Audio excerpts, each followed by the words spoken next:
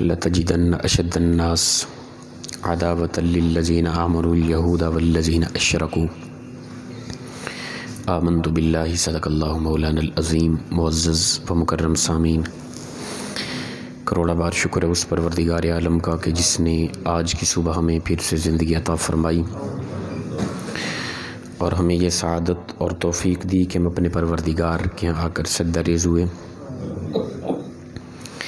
اللہ تعالیٰ ارشاد فرماتا ہے لَتَجِدَنَّ أَشَدَّ النَّاسِ عَدَاوَةً لِلَّذِينَ آمَنُوا الْيَهُودَ۔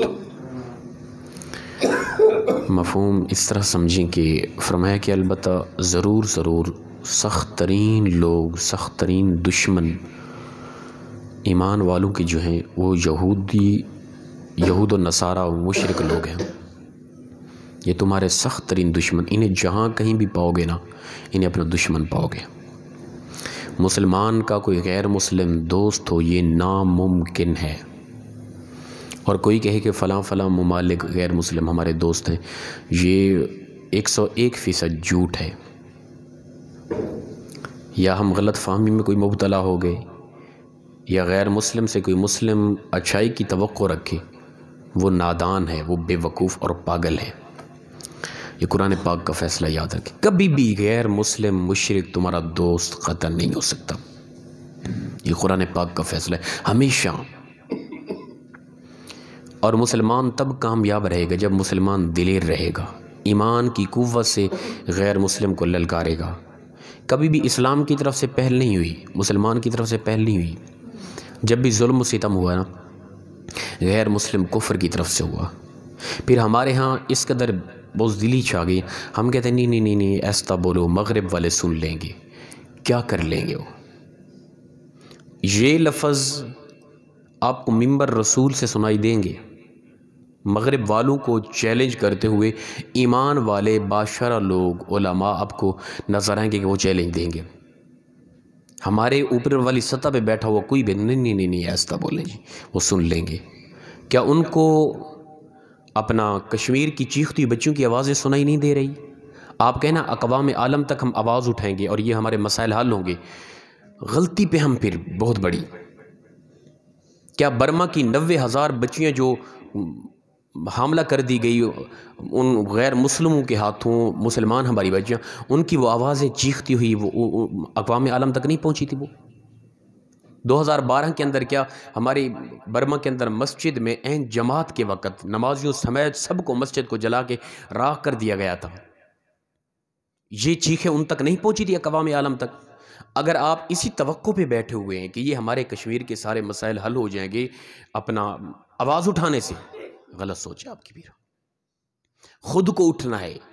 ہم پاورفل ہیں۔ اللہ کے نبی صلی اللہ علیہ وسلم نے پہلے بیان فرما دیا تھا، ہند سے ایک میری جماعت اٹھے گی، میرے امتی میرے مجاہد اٹھیں گے، ایسا کام ہوگا، پوری دنیا کو ہم نے فتح کرنا ہے۔ صرف یہ نہیں کہ ہم کشمیر کے مسئلے کو لے کر بیٹھیں اور اسی کو بس وہ آواز اٹھاتے رہیں اور گلیوں میں پرچم لے کر گھومیں، بس اتنا حد تک کافی ہے۔ آپ چیخیں، روئیں، چلائیں، تڑپیں، اقوام عالم تک آپ کی آواز پہنچے بھی کوئی فائدہ نہیں ہے۔ اس لیے کہ اسلام کا دشمن اسلام کا دوست کوئی غیر مسلم ہو یہ ناممکن ہے۔ پروردگار نے واضح فرما دیا لَتَجِدَنَّ أَشَدَّ النَّاسِ عَدَاوَةً لِلَّذِينَ آمَنُوا الْيَهُودَ وَالَّذِينَ أَشْرَكُوا۔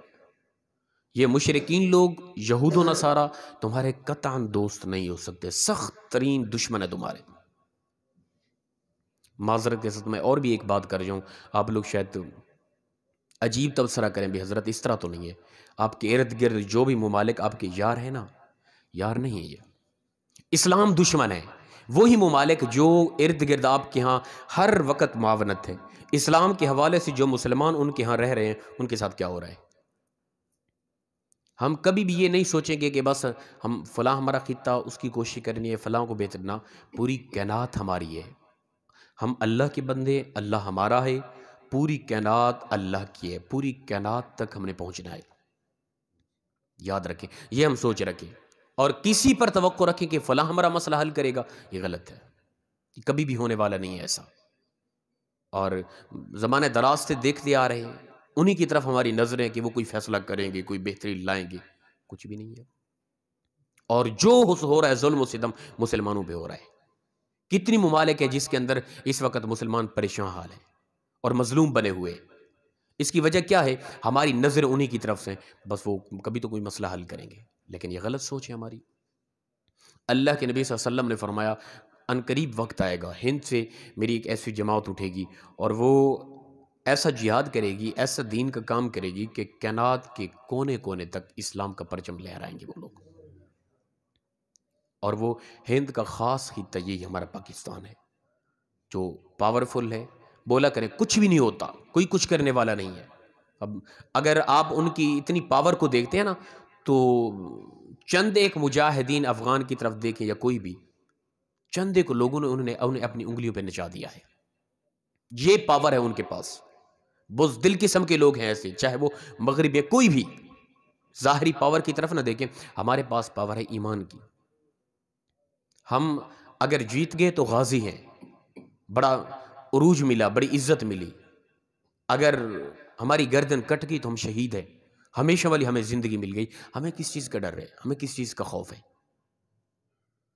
تو لہٰذا اس سوچ فکر میں رہیں کہ بس ادھر نظریں جمائے رکھیں، جو ظلم و ستم ہو رہا ہے اس کو وہ روکیں گے اور وہ کوئی اچھا فیصلہ کریں گے، یہ ہماری غلط سوچ ہے۔ بڑا عرصہ بیت گیا اس انتظار میں ہمیں، اور ہم نے بڑے ظلم و ستم دیکھے، ہم نے اپنی بچیوں کی عزتوں کو پامال ہوتے ہوئے بہت دیکھ لیا ہے۔ اب اس طرح نہیں چلے گا، یا تو کوئی ہمیں ایسا بندہ چاہیے کہ جو اپنی مکمل پاور کو استعمال کر دے، وگرنہ یہ جو ہمارے جتنے بھی ساتھی نظر آ رہے ہیں نا، یہ کچھ کرنے والے نہیں ہیں۔ حضرت ابو ہریرہ رضی اللہ تعالیٰ عنہ سے روایت ہے، رسول اللہ صلی اللہ علیہ وسلم نے جب یہ خوشخبری دی، فرمایا کہ دو میری امت میں ایسے گروہ ہیں جو بغیر حساب و کتاب کی جنت میں داخل کر دیے جائیں گے۔ صحابہ نے عرض کیا رسول اللہ وہ کون سے دو گروہ ایسے ہیں جو بغیر حساب و کتاب کے جنت میں داخل کر دیے جائیں گے؟ اللہ کے نبی صلی اللہ علیہ وسلم نے فرمایا پہلا گروہ وہ ہے کہ جو ہند کے اندر، یعنی ظلم و ستم، مفہوم روایت، ہند کے اندر ظلم و ستم ہوگا، وہ چاہے مسئلہ کشمیر ہے یا جو بھی برما کا ایریا جو بھی، تو اس وقت جو نکلیں گے کوشش کریں گے، ڈریں گے نہیں، جو اس کے اندر مل جائیں گے وہ غزوہ ہند ہے۔ یعنی غزوہ ہند کے جو مجاہد ہوں گے، جو اس طرف متوجہ ہوں گے، تھوڑا سا بھی جنہوں نے حصہ ڈالا ہوگا، وہ جسمانی طور پہ، مالی طور پہ یا زبانی کلام میں انہوں نے اپنے غصے کا اظہار، ایمان کا اظہار کیا ہوگا، ایسے لوگ بغیر حساب و کتاب کی جنت میں داخل کر دیے جائیں گے۔ اور دوسرا وہ کہ جب حضرت عیسیٰ علیہ السلام کا نزول ہوگا، جو حضرت عیسیٰ علیہ السلام کے ساتھ مل کر کفر کے ساتھ لڑیں گے، وہ بھی بغیر حساب و کتاب کی جنت میں داخل ہوں گے۔ یہ دو گروہ۔ حضرت ابو ہریرہ نے اس وقت کہا تھا اے کاش یا رسول اللہ میں اس وقت ہوتا، تو جو پہلی جنگ ہونی ہے اور جب مسلمانوں پر ظلم و ستم ہونا ہے، کاش میں اس وقت ہوتا، میں اپنا مال، جان، اولاد سب کچھ اس وقت قربان کر دیتا۔ یہ صحابہ کا جذبہ اس وقت یہ تھا، اور ان کی یہ کوشش تھی کہ کاش ہم ہوتے اور ہم وہاں جا کے سب کچھ قربان کر دیں۔ یہ وہ صحابہ آواز دے رہے ہیں جو ہمیشہ اللہ کے نبی صلی اللہ علیہ وسلم کے ساتھ مل کر کفر کے خلاف لڑتے رہے۔ تو لہٰذا ہم بس یہیں رہیں، دعاؤں پر رہیں، اور گلیوں میں پرچم اٹھا کے احتجاجی ریلیاں وغیرہ، اور اس سے ہماری کوئی آواز سنے گا اور اقوام عالم تک آواز پہنچا کے ہم کوئی مسئلہ حل کر لیں گے، یہ غلط سوچ ہے ہماری۔ ہمارے حق میں کبھی کوئی فیصلہ ہونے والا قطعاً نہیں ہے، یاد رکھیں، یہ قرآن کا فیصلہ ہے، اللہ کا فرمان ہے۔ اگر یہ توقع ہے ہماری تو ہم غلط ہیں۔ پھر اگر اس کے علاوہ اور کوئی سوچ ہے تو وہ ہمیں سوچنی چاہیے۔ تو پروردگار فرماتے کبھی بھی ان کو دوست نہ بناؤ، یہ تمہارے سخت ترین دشمن ہیں، کبھی بھی اسلام کے لیے بہتر نہیں سوچیں گے۔ کائنات کے اندر آپ نظر گھمائیں، تاریخ کو پڑھیں، سب سے زیادہ ظلم و ستم مسلمانوں پہ ہوا۔ مسلمان پھر بھی چھوڑتے رہے، معاف کرتے رہے، دیکھتے رہے، اور بڑوں کی طرف دیکھتے رہے۔ ہمیشہ ظلم و ستم مسلمانوں پہ ہوا ہے۔ تو کون یہ آواز اٹھائے گا؟ ہم نے خود کھڑا ہونا ہے، اپنی پاور کو استعمال کریں گے جب، تب یہ اپنی بلوں میں چھپتے ہوئے نظر آئیں گے۔ ہم مسلمان ہیں، ہمارے پاس ایمانی طاقت ہے، ہمارے پاس ایک ایسی طاقت ہے کہ ایٹمی طاقت تو اس کے سامنے کچھ بھی نہیں ہے، یاد رکھیں۔ صحابہ کرام کے اس دور کو دیکھیں، کیسر و کسریٰ کس طرح فتح ہوا، اتنی بڑی بڑی سپر پاوریں صحابہ کے قدموں کے اندر آ کے جھک گئی تھی۔ کیا معاملہ تھا؟ دراصل ایمان کی طاقت تھی، ایک غیرت تھی۔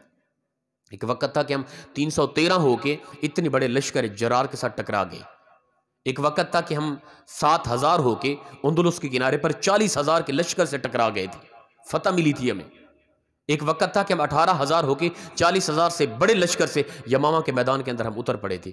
تو یہ کیا معاملہ تھا؟ ایمانی طاقت تھی. تو آج ہم نے کفر کے مقابلے میں ایمانی طاقت کو استعمال کرنا ہے, نہ کہ ہم انہی کفر کے بڑے فیصلوں کی طرف دیکھنا ہے کہ وہ کچھ بہتر فیصلہ کریں گے. تو لہٰذا ہمارے پاس مین طاقت ایمان کی ہے. اور یہ ہونا ہے, کوئی کہے کہ بس یہ مولوی جذباتی ہوتے ہیں, یہ باتیں کر جاتے ہیں, ایسا خدا کی قسم نہیں ہے, بالکل یاد رکھیں. ہمارے پاس وہ طاقت ہے. اللہ کا قرآن, اللہ کا کلام, رسول اللہ صلی اللہ علیہ وسلم کا فرمان واضح طور پہ یہ بتا چکا ہے کہ تمہارے کے پاس ایک ایمانی طاقت ہے, ایک غیرت ہے. تم اٹھو گے, تم ان سے لڑو گے, لڑنے کے بغیر کچھ نہیں ہونا. تم کسی فیصلے کے منتظر ہو, غلط ہو پھر. تو لہٰذا ہمیں ایک احساس ہے, ہمیں ایک درد ہے. جب بھی کسی مومن مسلمان کو غیر مسلم کی طرف سے کوئی تکلیف پہنچتی ہے, وہ پوری امت کی تکلیف ہے. اللہ کے نبی صلی اللہ علیہ وسلم نے فرمایا میری امت جسم واحد کی طرح ہے, ایک جسم کی مانند ہے. جسم کے کسی عضو کو بھی کوئی تکلیف ہوگی, درد ہوگا, پورا جسم بے قرار رہے گا. ایسا آپ کبھی نہیں دیکھیں گے کہ جسم چھوٹی سی انگلی ہے, یہ اوپر سے اس کا ناخن کچی جگہ ٹوٹ جائے اور اس میں درد ہو, باقی جسم سو جائے, یہ انگلی جاگتی رہے. ایسا نہیں ہوگا. پورا جسم بے چین بے قرار رہے گا. یہ تعلق ہے پوری امت کا. اللہ کے نبی صلی اللہ علیہ وسلم نے فرمایا میری پوری امت جسم واحد کی طرح ہے. کائنات کے کسی خطے میں مسلمان امتی پر تھوڑا سا ظلم و ستم غیر مسلم کی طرف ہو اور بقیہ امت سوئی رہے, یا تو وہ جدا ہو گئے, ٹکڑے ہو گئے جسم کے, وہ امت وہ رہی نہیں ہے. امت کے اندر وہ احساس رہا نہیں ہے. اگر ہے احساس تو پھر درد کیوں نہیں ہو رہا؟ آپ دیکھیں گے جسم کا جو عضو کٹ گیا نا, پھر اس کے ساتھ جو کرتے رہے وہ جدا ہے, وہ جسم کا حصہ نہیں رہا ہے اب. اس لیے اس کو کچھ بھی کرتے رہے, بقیہ جسم کو بھی درد نہیں ہو رہا, وہ بھی محسوس نہیں کر رہا. لیکن جو جسم ملا ہوا ہے, جو جسم ساتھ ہے, جو جسم کا حصہ ہے, اس کا درد پورا جسم محسوس کرتا ہے. اگر ہمیں احساس نہیں ہوتا, درد نہیں ہوتا, چاہے وہ شام ہے, وہ برما ہے, وہ کشمیر ہے, وہ فلسطین, جو بھی, ان کا اگر ہمیں درد نہیں آتا, احساس نہیں ہوتا, ہمارے آنسو نہیں آتے, تو پھر یا تو ہم امت سے کٹ گئے اور ایک مردہ اعضا بن چکے ہیں. اگر ایسا نہیں احساس آتا ہے تو پھر ہمیں اپنی غیرت کا اظہار کرنا چاہیے ہر حوالے سے. جہاں تک ہماری طاقت ہے آواز اپنوں تک, بڑوں تک پہنچا سکتے ہیں, پہنچائیں کہ کچھ غیرت کا اظہار کریں. یہ ہمارے دوست قطن نہیں ہے. آواز ایسی اٹھائیں کہ وہاں تک آواز مغرب والوں تک پہنچے اور وہ کچھ کریں گے, ایسا بالکل نہیں. یہ ہمارے ٹوٹل دشمن ہے. اللہ تعالیٰ فرماتے ہیں یہ لوگوں میں سے سخت ترین, تمہارے سب سے زیادہ زبردست دشمن یہ مشرک یہود و نصارہ ہے. تم بھی ان کو دشمن سمجھو, یہ تمہارے یار کبھی بھی نہیں ہو سکتے. اللہ پاک سے دعا ہے پروردگار ہم سب کو مخلصاً انداز میں عمل کی توفیق عطا فرمائے. وآخر